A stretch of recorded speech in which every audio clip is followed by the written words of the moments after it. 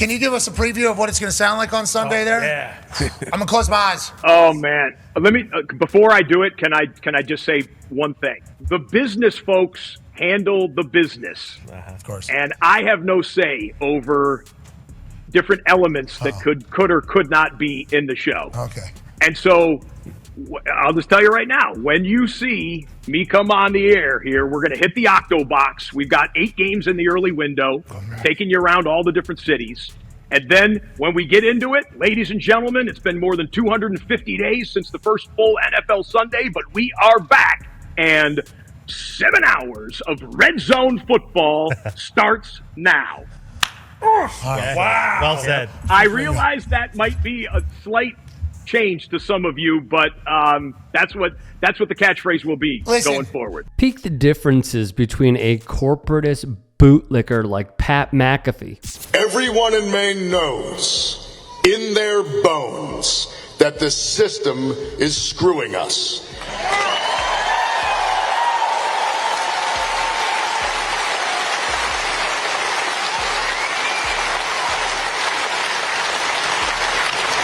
And we know it because we can see it.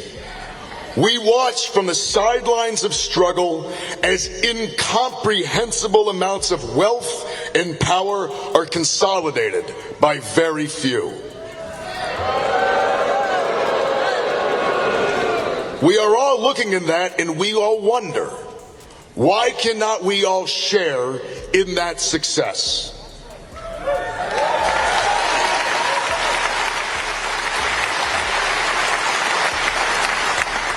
Our taxpayer dollars can build schools and hospitals in America, not bombs to destroy them in Gaza.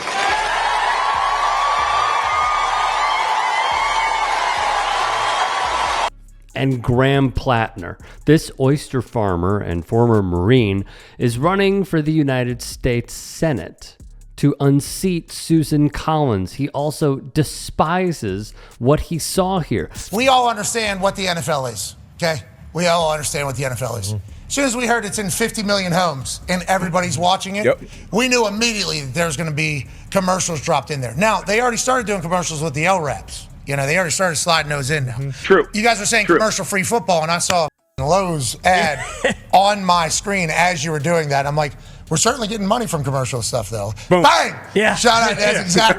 That's exactly what it would do, you know? Because Platner is the exact opposite of this messaging. We can take back the wealth that belongs to us, that has been stolen by corrupt politicians and the corporations that bought them. We can use government to usher in a golden age for unions and workers, not double down on gig work and union busting for the benefit of Wall Street and CEOs. And we can have an economy and a government that works for the 99% and not just for the 1%. He's not wrong in the slightest and gives a sense of hope. Hilariously, when the news broke of NFL RedZone adding commercials to their broadcast, Platner saw the clip of McAfee glazing the National Football League for inserting ads and wrote above it, "This is some corporate BS." Dude could easily just win off this alone. Let's be clear. Because let's be clear, okay? There is not a single football fan on the face of this planet that agrees and likes this move. Boy, this is how I know the end is near. Like, corporations always gotta, do some corporation type. Like, RedZone is not free. Who the is gonna pay for RedZone if you have to pay to see commercials? And conveniently, all the bootleg streaming services have been taken down. Y'all clap Scream East a week before the season started to force people to pay to watch commercials. This is elite, nasty work. This is peak capitalism. Uh-oh, RedZone, we got a boycott going on right now. A massive army of people are assembling to boycott RedZone's ridiculous decision to add commercials. And I'm here to be a vessel and spread the good news to Instagram. 4 hours ago, this guy said, how feasible is a national boycott of RedZone? 1 million views, 16,000 likes. This guy said, like this tweet if you're boycotting RedZone, 100,000 views, 5,000 likes. All we need is for boycott RedZone to be trending and we can win. Almost 6,000 likes. But that's the truth. If we can get boycott RedZone trending, we can win this. Look, NFL RedZone is a premium package. The whole point of paying the premium package was to get commercial-free football. They took a great product, got greedy, and ruined it. Let's fix it. Like this video, share this as much as possible. There is power in numbers. We need this trending on Instagram. We will bring back commercial-free football brick by brick. All right, gentlemen, NFL season starts tomorrow, and we need to make some money. I'm all ears. First thing we should do, increase subscription prices. I love it. Make us even more money. Also, increase jersey prices. Even more money. You're speaking my language. And we should ask the fans what they want. Who let this guy in here? I'm just saying if you make it better for the fans, more fans will buy it. Okay, fine. Bring in a fan. No way. NFL HQ. Shut up. How do you feel about increased subscription prices? I think it sucks, man. I work minimum wage. Too bad. We're making it happen. Then I'm just gonna watch it on Stream East then. Watch it where? Stream East. It's a live streaming platform. You're good. Take the shot. Stream East has been eliminated, sir. Yeah, not anymore. You're a sick person. All right, so you fans love RedZone, right? Oh yeah, 8 hours of commercial-free football after I've been working all week? Easily. We should put commercials in there. That is the dumbest thing I've ever heard in my life. Promote this man right now. None of the fans are gonna like this. We don't care. Get out of HQ, broke boy. Yo, what?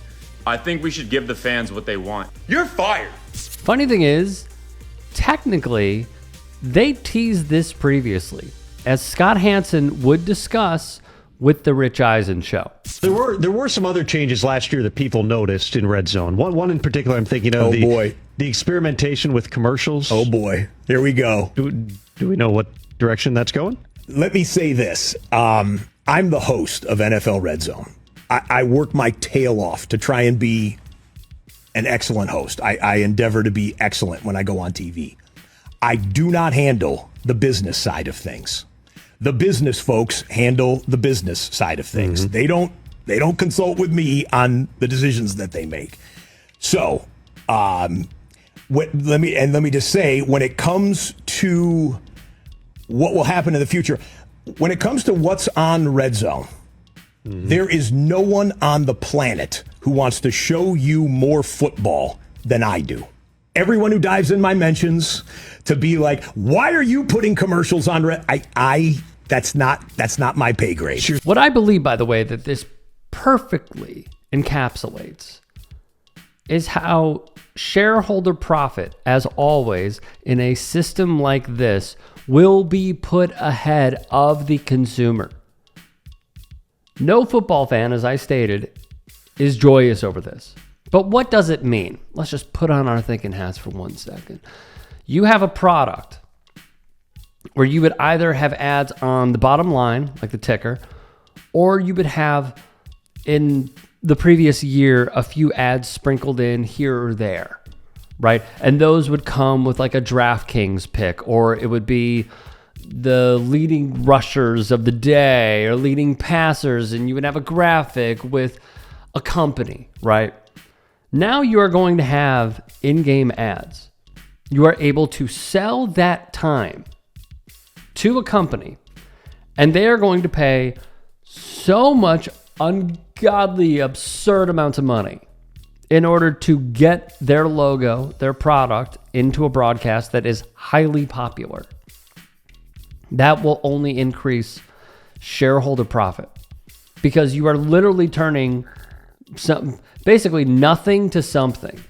You didn't have any ad revenue for the most part, and now you are increasing it by a certain amount. We're only going to find out on Sunday.